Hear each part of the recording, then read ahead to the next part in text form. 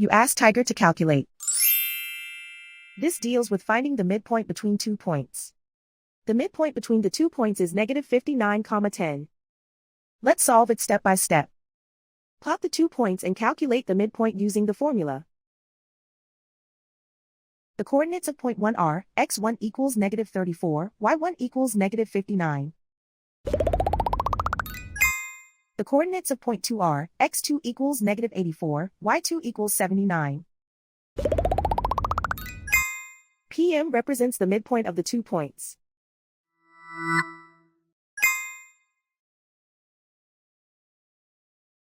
Use the x values in the midpoint formula to find the midpoints x. x1 equals negative 34. x2 equals negative 84. Simplify the arithmetic.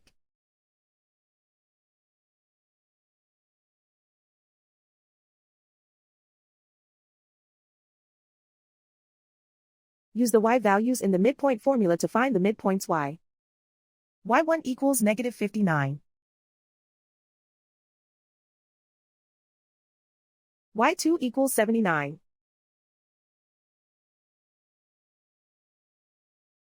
Simplify the arithmetic.